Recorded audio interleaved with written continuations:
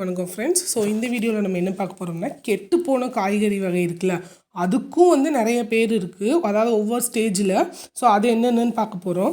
First வந்து சூம்பி போனதுன்னு சொல்லுவாங்கள்ல, அது எப்படின்னா நுனியில் சுருங்கிய காயை வந்து சூம்பல்னு சொல்கிறாங்க. அடுத்து சிவியல்னால் நல்லா சுருங்கிய பழத்தை வந்து சிவியல்னு சொல்கிறாங்க. நம்ம சொல்லுவோம்ல சொத்தை பழம்னு, புழு பூச்சி அரித்த காய் அல்லது கனியை வந்து சொத்தைன்னு சொல்கிறாங்க. அடுத்து வெம்பல்னா சூட்டுனால வந்து பழுத்த பிஞ்சு இருக்குல்ல, சூடு ஹீட்னால அதை வந்து வெம்பல்னு சொல்கிறாங்க.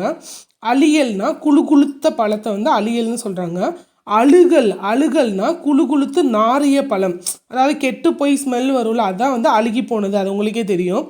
அடுத்து சொண்டுனா பதறாய் போன மிளகாய், அதை தான் வந்து சொண்டுன்னு சொல்கிறாங்க. கோட்டான்காய் அல்லது கூகைக்காய்னா அந்த கோட்டான் உட்கார்ந்ததுனால கெட்ட போன பழத்தையோ காயையோ வந்து கோட்டான்காய் அல்லது கூகைக்காய்ன்னு சொல்கிறாங்க. தேரைக்காய்னா தேரை அமர்ந்ததுனால் கெட்ட காய். அல்லிக்காய்னா தேரை அமர்ந்ததுனால் கெட்ட தேங்காய். இது ரெண்டுக்கும் டிஃப்ரென்ஷியேஷன் பார்த்துக்கோங்க. தேரைக்காய்னா தேரை அமர்ந்ததுனால் கெட்ட காய் வந்து தேரைக்காய், தேரை அமர்ந்ததுனால் கெட்ட தேங்காய் வந்து அல்லிக்காய்.